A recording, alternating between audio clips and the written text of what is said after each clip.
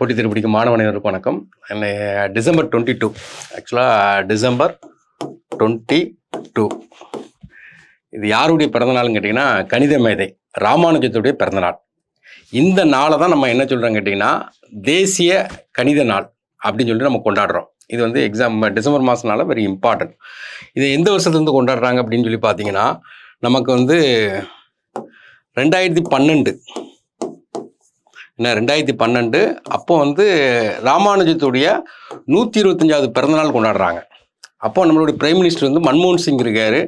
அவர் வந்து என்ன பண்ணுறாருன்னு கேட்டிங்கன்னா அந்த டேயை வந்து நல்லா கொண்டாடணும். அந்த டேயில் பார்த்தீங்கன்னா இந்தியாவில் உள்ள எல்லா ஸ்கூல்லையுமே ராமானுஜத்தை பற்றி பேசணும் அப்படிங்கிற மாதிரி அவர் ராமானுஜத்தை, ஏன்னா இந்தியாவிலேயே மிகப்பெரிய கணித மேதை எதுன்னு கேட்டிங்கன்னா ராமானுஜன் தான்.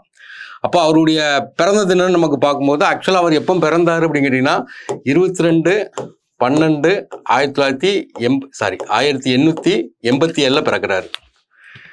அவர் இறந்தது பார்த்தீங்கன்னா 32 வயசில் இறந்துருந்தார். 26/4/1920 இறந்துருந்தார். அப்போ ஒரு முக்கியமான ஒரு கணித மேதை. இவர் கும்பகோணத்தில் பிறக்கிறாரு. கும்பகோணத்தில் வந்து மேக்ஸ் மட்டும் அவர் ரொம்ப இன்ட்ரெஸ்டாக இருக்குது, நல்லா படிக்காரு. காலேஜுக்கு போகிறாரு.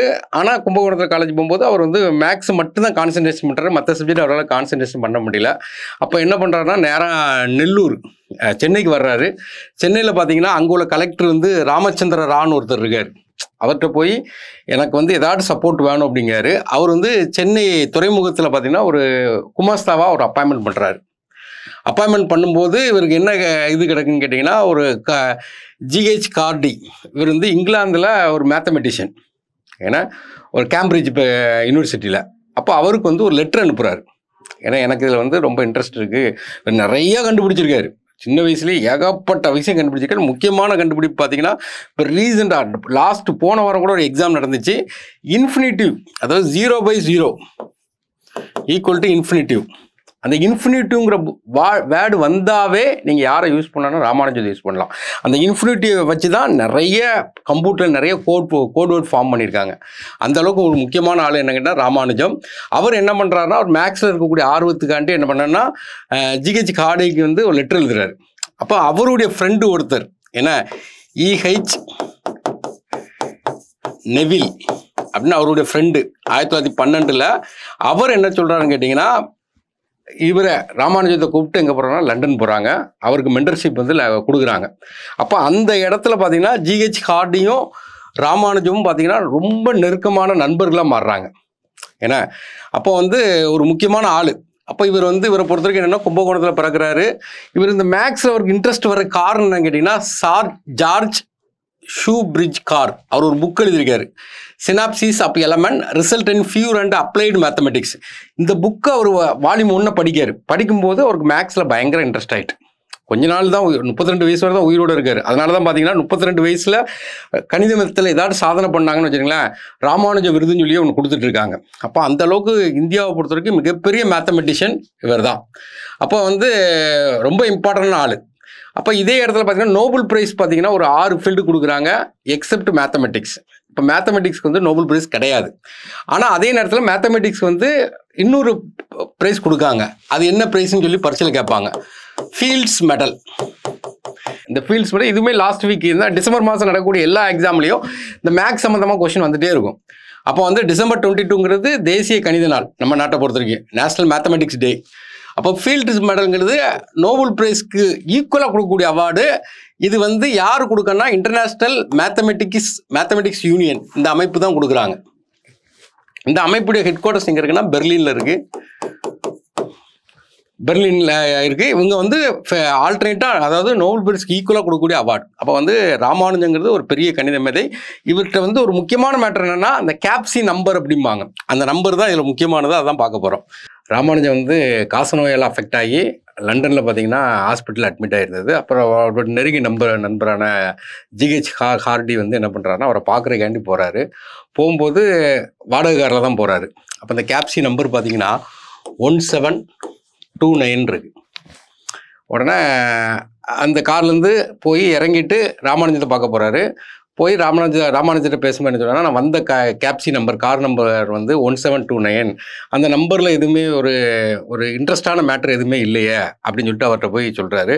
அவர் படுத்த படுக்கையாக இருந்தாலும் அந்த நம்பரை பற்றி ஒரு நிறைய பாயிண்ட் சொல்கிறாரு. அதில் முக்கியமான பாயிண்ட்னா 1729ங்கிறது 2 கியூப் நம்பருடைய கூட்டுத்தொகை. எக்ஸாம்பிளுக்கு 1 கியூப் 12 கியூப். 1 கியூப்னா 1, 12 கியூப்னா 1728. ரெண்டையும் கூட்டினா நமக்கு என்ன வரும்னா 1729. அமை 10 கியூப் ப்ளஸ் பார்த்தீங்கன்னா 9 கியூப். அப்போ நமக்கு 10 கியூப்புங்கிறது 1000, இது வந்து 729, 1729.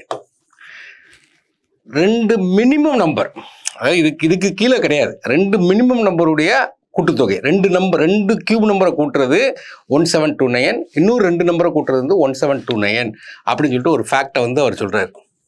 அதனாலேயே இந்த நம்பருக்கு என்ன சொல்கிறாங்கன்னா ராமானுஜ நம்பர் அப்படிங்காங்க, இல்லைன்னா கேப்சி நம்பர் அப்படிங்காங்க. கேப்சி நம்பர் அப்படிங்காங்க. அது போக இன்னொன்று சொல்கிறார். என்ன சொல்கிறாங்க கேட்டிங்கன்னா, ரெண்டாவது பாயிண்ட் என்ன சொல்கிறாருன்னா 1729 1 + 7 + 2 + 9, இது எல்லாத்தையும் கூட்டினா நமக்கு என்ன வருதுன்னு கேட்டிங்கன்னா 19 வருது. அப்போ 19 வந்து மாற்றி எழுதுனா 91.